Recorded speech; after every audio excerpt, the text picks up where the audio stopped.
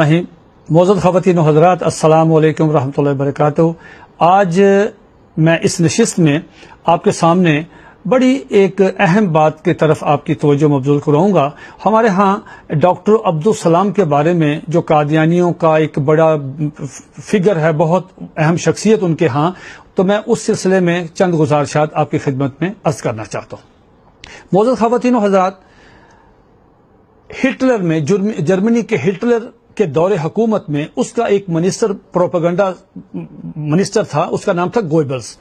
Goebbels کی اس کا فلسفہ، اس کی فلسفی، اس کا ماٹو یہ تھا کہ کسی بھی جھوٹی چیز کو اگر آپ نے سچ ثابت کرنا ہے تو اتنا جھوٹ بولو، اتنا جھوٹ بولو، اتنا جھوٹ بولو، اتنا جھوٹ بولو کہ اس پہ سچ کا گمان ہونے لگے۔ بالکل یہی فلسفہ، بالکل سیم ایز اٹ یہی فلسفہ ڈاکٹر عبدالسلام کے بارے میں اپنایا گیا۔ ڈاکٹر عبدالسلام قادیانی، ان کو نوبل انعام ملا۔ یہ تین آدمیوں کو فزکس کی خدمات پہ مشترکہ طور پہ انعام ملا، لیکن آپ حضرات حیران ہوں گے کہ ان دو کے نام بہت کم کسی شخص کو یاد ہوں گے، لیکن ڈاکٹر عبدالسلام کے بارے میں یہ پروپیگنڈا کیا گیا کہ اس نے فزکس میں یہ انعام حاصل کیا۔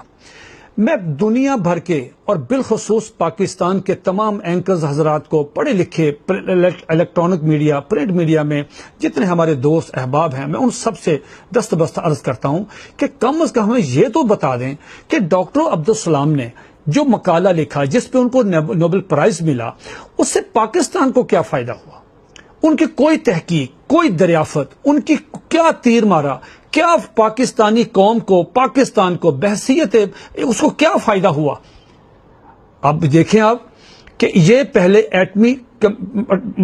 اٹامک انرجی میں ہوتے تھے، وہاں پہ 1973 میں انڈیا نے ایٹمی دھماکہ کیا، ایٹم بم کا۔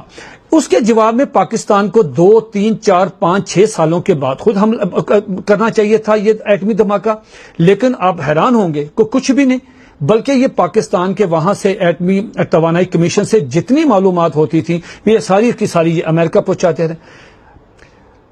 ڈاکٹر عبدالسلام ایک متعصب قسم کے قادیانی تھے، متعصب کے، سائنسدان تو متعصب ہوتا ہی نہیں، یہ مذہب کے لحاظ سے اتنے متعصب تھے کہ جب ان کو نوبل پرائز ملا، انہوں نے کیا کہا؟ یہ انٹرویو ہے وہاں سویڈن میں، جب ان کو پرائز لینے گئے تو اخبارات کو انہوں نے الیکٹرانک میڈیا کے سامنے کہا کہ یہ جو مجھے نوبل انعام ملا ہے یہ میرے نبی نعوذ باللہ مرزا غلام احمد قادیانی کا صدقہ ہے، یہ اس کی نبوت کا، میں اس کا مرید ہوں، امتی ہوں، اس کا صدقہ ہے۔ اور پھر 1974 میں پاکستان کی قومی اسمبلی نے، پارلیمنٹ نے متفقہ طور پہ قادیانیوں پہ 13 دن جرا کے بعد متفقہ طور پہ ان کو غیر مسلم اقلیت قرار دیا اور آئین میں اس کا اندراج کر دیا۔ یہ بھٹو صاحب کے سائنسی مشیر تھے، ان کو اسلام آباد میں ایک سائنسی کانفرنس ہونی تھی، ان کو بھی کارڈ گیا۔ اس نے اس کارڈ پہ کیا لکھا؟ اس نے کارڈ پہ آن ریکارڈ ہے، بھٹو صاحب نے یہ پڑھا اور ان کا خون کھول اٹھا، انہوں نے کہا کہ اس کو سائنسی مشیر سے ہٹاؤ اس کو۔ تو انہوں نے کیا لکھا؟ ڈاکٹر عبدالسلام نے کہا کہ میں اس لعنتی ملک، نعوذ باللہ، پاکستان کے بارے میں کہا کہ میں اس لعنتی ملک پہ قدم نہیں رکھنا چاہتا جس ملک میں ہمارے احمدیوں کو غیر مسلم اقلیت قرار دیا گیا ہو۔ یہ کارڈ کے اوپر اس نے لکھا۔ یہ پاکستان کے دشمن تھے اور اتنی باتوں کے اس نے کیا دیا، لیکن پاکستان نے کیا کیا ان کے ساتھ؟ دیکھیں سب سے پہلے کیا کیا۔ جب ان کو نوبل انعام ملا، پاکستان نے کہا جی بہت نام روشن کیا۔ کیا نام روشن کیا؟ انہوں نے تو قادیانی کا نام روشن کیا۔ پاکستان کے خلاف انہوں نے جو بکواس کی، اسلام کے خلاف جو انہوں نے بکواس کی، اس کا کیا ہوا کہ اس کو کروڑوں روپیہ اس کے اکاؤنٹ میں حکومت پاکستان نے دیا کہ آپ نے نوبل انعام پاکستان کا نام روشن کیا۔ ان کو پاکستان کا سب سے بڑا سول اعزاز، نشان امتیاز بھی ان کو دیا گیا، حالانکہ وہ سب سے بڑا اعزاز ہے۔ محکمہ ڈاک نے 2 روپے کا ڈاک ٹکٹ جاری کیا۔ گورنمنٹ کالج لاہور میں سلام چیئر کے نام سے کرسی قائم کی گئی، وہاں جو بچہ کیمسٹری فزکس میں فرسٹ آتا ہے اس کو عبدالسلام کے نام پہ ایوارڈ دیا جاتا ہے۔ پاکستان نے ان کو اتنا کچھ دیا۔ انہوں نے کیا دیا؟ جب ضیاء الحق صاحب نے، بھٹو صاحب نے غیر مسلم اقلیت قرار دیا، ضیاء الحق صاحب نے ان کے خلاف 26 اپریل 1984 کو ایک آرڈیننس جاری کیا جس کی روح سے قادیانی اپنے آپ کو مسلمان نہیں کہہ سکتے۔ یہ ڈاکٹر عبدالسلام بخصوصی آئے ملنے کے لیے جنرل ضیاء الحق صاحب کو، جنرل ضیاء الحق صاحب کو ملے، ان سے کہا کہ آپ یہ آرڈیننس واپس لے لیں۔ ضیاء الحق صاحب بڑے تحمل مزاج آدمی تھے، انہوں نے صدر پاکستان ضیاء الحق صاحب نے کہا کہ اچھا لیکن ایک چھوٹی سی درخواست ہے۔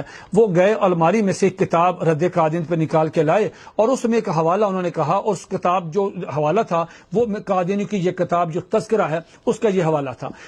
ضیاء الحق صاحب نے ڈاکٹر عبدالسلام سے پوچھا کہ یہ دیکھیں، یہ کتاب آپ جا کے ٹیلی کریں، دیکھیں آپ کی کتاب میں یہ لکھا ہوا ہے کہ مرزا قادیانی نے قرآن مجید میں کہا ہے، کے بارے میں کہا ہے کہ ان انزلناہ قریبا من القادیان، کہ اے مرزا قادیانی قرآن مجید کو، ہم نے قرآن مجید کو قادیان کے قریب نازل کیا۔ تو ضیاء الحق صاحب نے ڈاکٹر عبدالسلام سے کہا کہ صرف مجھے یہ کنفیوژن دور کر دیں کہ کیا یہ جو آیت نعوذ باللہ مرزا قادیانی کہتا مجھ پہ وہی اتری ہے، یہ جو آیت ہے کہ ہم نے قرآن مجید کو قادیان کے قریب نازل کیا ہے، کیا یہ ہمارے مسلمانوں والے قرآن مجید میں کہیں اس کا ذکر ہے کسی صورت میں، کسی آیت میں، کسی سپارے میں؟ تو اس پہ وہ شرمندہ ہو کے ڈاکٹر عبدالسلام واپس چلا گیا۔ یہ میرے پاس ایک کتاب ہے ڈاکٹر عبد القدیر خان اور اسلامی بم، یہ زاہد ملک صاحب کی یہ کتاب ہے اور اللہ ان کو غریق رحمت کرے۔ تو اس کتاب میں انہوں نے ایک حوالہ درج کیا جو آنکھیں کھول دینے کے لیے کافی ہے ہر مسلمان پاکستانی بالخصوص کے لیے۔ انہوں نے کہا کہ وزیر خارجہ یعقوب علی خان صاحب جو تھے یہ امریکہ گئے تو امریکہ والوں نے کہا جناب آپ نے ایٹم بم بنایا ہوا ہے، تو انہوں نے کہا کہ ہم تو نہیں بنا رہے۔ انہوں نے کہا جی آپ بنا رہے ہیں۔ اس پہ کافی ان سے بحث ہوئی تو وہ کہنے لگے، امریکن کہنے لگے اس کو، یعقوب علی خان صاحب کو، کہ آپ آئیں اور ہم آپ کو ایک کمرے میں لے گئے۔ کمرے میں گئے تو وہاں پورا کوہوٹے پلانٹ کا نقشہ ماڈل پڑا ہوا تھا۔ انہوں نے کہا کہ دیکھیں یہ بم ہے، یہ اس کا ماڈل پڑا ہوا۔ کہنے لگے ہم بہت حیران پریشان ہوئے کہ یہ چیزیں انہوں نے کہاں سے لے لی، یہ کس طرح یہاں پہنچ گئی۔ تو کہنے لگے جب ہم وہ گفتگو کر کے باہر کمرے سے باہر نکل رہے تھے تو ہم نے دیکھا کہ ڈاکٹر عبدالسلام کھڑا ہمیں دیکھ کے مسکرا رہا تھا۔ ڈاکٹر عبد القدیر خان صاحب کے الفاظ آن ریکارڈ انہوں نے کہا ہے کہ یہ یہودیوں نے ان کو ایک سوچی سمجھی سازش کے تحت ڈاکٹر عبدالسلام کو نوبل انعام دیا۔